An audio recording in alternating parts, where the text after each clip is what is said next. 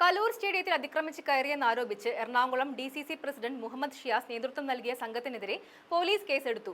GCDAയുടെ പരാതിയിൽ പാലാരിവട്ടം പോലീസാണ് കേസെടുത്തത്. ഇന്ത്യൻ പീനൽ കോഡിലെ 131, 329, 189, 190 എന്നീ വകുപ്പുകൾ പ്രകാരമാണ് കേസെടുത്തിരിക്കുന്നത്. പ്രതികൾ അന്യായമായി സംഘം ചേർന്നതായി FIRൽ പറയുന്നുണ്ട്. GCDA അധികൃതരുടെ അറിവോ സമ്മതമോ ഇല്ലാതെ കുറ്റകരമായി അതിക്രമിച്ച് കടന്നു. സ്റ്റേഡിയത്തിലെ സുരക്ഷാ ജീവനക്കാരെ കയ്യേറ്റം ചെയ്തതായും FIRൽ വ്യക്തമാക്കുന്നു. ചൊവ്വാഴ്ച വൈകിട്ട് 6 മണിയോടെയാണ് സംഘം കലൂർ സ്റ്റേഡിയത്തിൽ അതിക്രമിച്ച് കയറിയത്. സെക്യൂരിറ്റി ജീവനക്കാരുടെ നിർദ്ദേശങ്ങൾ അവഗണിച്ചുകൊണ്ട് അതിക്രമിച്ച് കയറിയത് വഴി സ്റ്റേഡിയത്തിനകത്തെ ടർഫ് അടക്കമുള്ള സംവിധാനങ്ങൾക്ക് കേടുപാടുകൾ സംഭവിക്കാൻ സാധ്യതയുണ്ടെന്നും അടിയന്തര നടപടി എടുക്കണമെന്നാണ് GCDAയുടെ ആവശ്യം.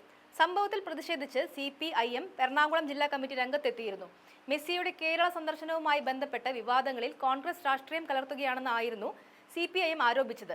എന്നാൽ ഇത് പാടെ തള്ളി മുഹമ്മദ് ഷിയാസ് രംഗത്തെത്തിയിരുന്നു. കഴിഞ്ഞ ദിവസം അർജന്റീനൻ ഫുട്ബോൾ ടീമിനെ കൊച്ചിയിലെത്തിക്കുന്നുവെന്ന പ്രചാരണത്തിലൂടെ ദുരൂഹത നിറഞ്ഞ സാമ്പത്തിക ഇടപാടുകൾ നടന്നിട്ടുണ്ടെന്ന ആരോപണവുമായി ഹൈബി ഈഡൻ MP രംഗത്തെത്തിയിരുന്നു.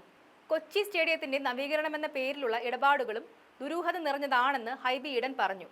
സ്റ്റേഡിയം പൊളിച്ച് പണിയുന്നതിനായി GCDAയും സ്പോൺസറും തമ്മിലുണ്ടാക്കിയ കരാർ പുറത്തുവിടണമെന്ന് ഹൈബി ഈഡൻ വെല്ലുവിളിച്ചു. കൊച്ചി സ്റ്റേഡിയത്തിന്റെ ഭാവി പോലും വലിയ ചോദ്യചിഹ്നമായി മാറിയിരിക്കുകയാണ്. നിർമ്മാണ പ്രവർത്തികൾ നടത്തിവരുന്ന കമ്പനികൾക്കുള്ള യോഗ്യതയും ഹൈബി ചോദ്യം ചെയ്തു. GCDAയും സ്പോൺസറും തമ്മിലുണ്ടാക്കിയ കരാർ എവിടെയാണെന്നും ഹൈബി ഈഡൻ ചോദിച്ചു. ആരുടെ മേൽനോട്ടത്തിലാണ് കരാർ പണികൾ നടപ്പാക്കുന്നതെന്ന് വ്യക്തമാക്കണമെന്നും അദ്ദേഹം ആവശ്യപ്പെട്ടു.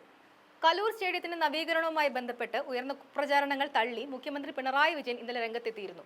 കലൂർ സ്റ്റേഡിയം സ്പോൺസർക്ക് കൈമാറിയത് നവീകരണത്തിനാണെന്നും അത് പൂർത്തിയാക്കിയ ശേഷം GCDAയ്ക്ക് തിരിച്ചു നൽകുമെന്നുമായിരുന്നു മുഖ്യമന്ത്രി വ്യക്തമാക്കിയത്.